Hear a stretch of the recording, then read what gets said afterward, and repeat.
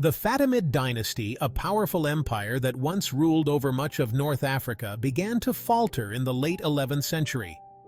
In 1094 CE, the death of the long-reigning Caliph al-Mustansir plunged the dynasty into a succession crisis.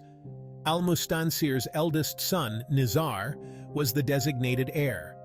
However, powerful figures in the court, including the army commander, favored his younger brother, Al-Musta'li.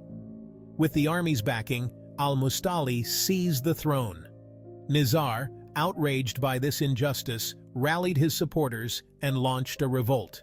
This rebellion, though eventually crushed, deeply divided the Fatimid realm and weakened its defenses. The Fatimids, already facing challenges from external forces, were now grappling with internal strife that would have long-lasting consequences. The First Crusade, launched by European Christian forces in 1095 CE, added to the Fatimids' woes. The arrival of these zealous warriors in the Levant significantly altered the region's political landscape. The Fatimids, already weakened by internal conflicts, found themselves ill-prepared to face this new threat. The Fatimids lost control of Jerusalem to the Crusaders in 1099 CE, a symbolic and strategic blow. The First Crusade exposed the fragility of the Fatimid state and set the stage for further losses in the years to come. The Fatimids, once a dominant force in the region, were now struggling to maintain their grip on power. As the Fatimids grappled with internal and external pressures, another powerful force was emerging in the Muslim world: the Seljuk Turks. The Seljuks, under the leadership of Alp Arslan, had already inflicted a crushing defeat on the Byzantine Empire at the Battle of Manzikert in 1071 CE.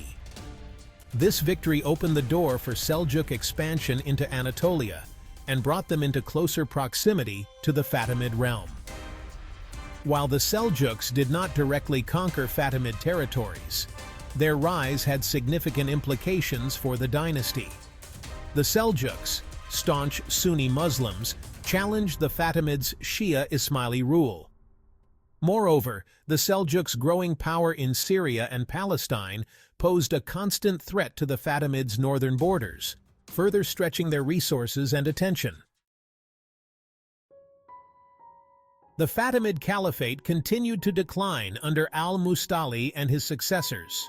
Al-Musta'li's reign from 1094 to 1101 CE was marked by instability and conflict.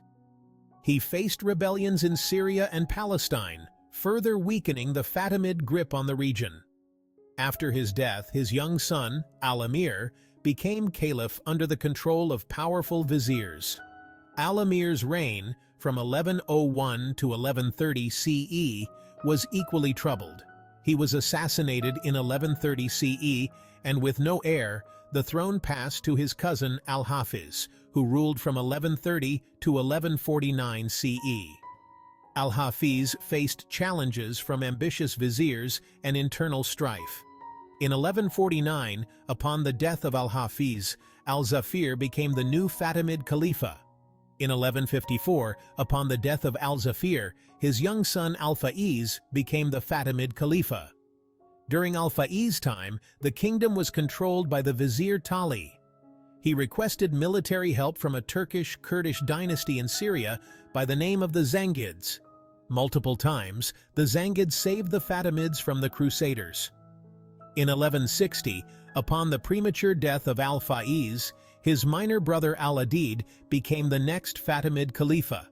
During his time, the Fatimid vizier Shawar played the Zengids and Crusaders against each other. Eventually, Shawar was killed by Shirkuh, a Zengid general. Salahuddin was a general in Egypt at this time, and Shirkuh was his uncle. Upon the death of Shirkuh, Salahuddin took control.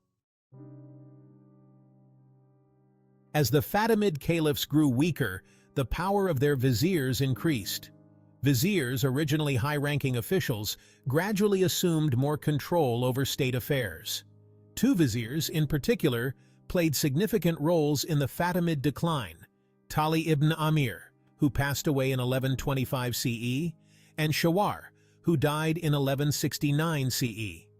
Tali ibn Amir, a skilled administrator but ruthless leader, amassed considerable power during his tenure. He is remembered for his harsh policies and the construction of a massive palace for himself, highlighting the growing extravagance of the Fatimid court. Shawar, on the other hand, was known for his political maneuvering and alliances with external forces, including the Crusaders and the Zangids, further entangling the Fatimids in regional conflicts. The viziers' pursuit of personal power and their shifting alliances contributed to the instability and decline of the Fatimid state. As the Fatimids weakened, a new power emerged in Egypt, the Ayyubids, led by the Kurdish general Salahuddin, also known as Saladin. Salahuddin, originally a military commander under the Zangid ruler Nur ad-Din, rose to prominence through his military skills and political acumen. In 1169 CE, Salahuddin seized control of Egypt, ending the Fatimids' rule over the region. He established the Ayyubid dynasty, which would rule over Egypt and parts of the Levant for over a century.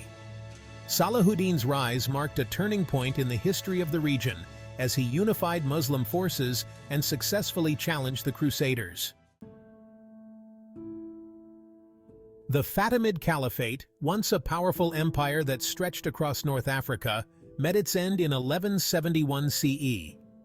The last Fatimid caliph, Al-Adid, died in that year, marking the end of the dynasty's two-century rule.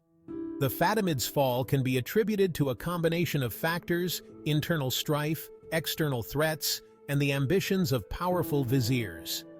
The dynasty's decline began with the succession crisis following al-Mustansir's death and was exacerbated by the arrival of the Crusaders.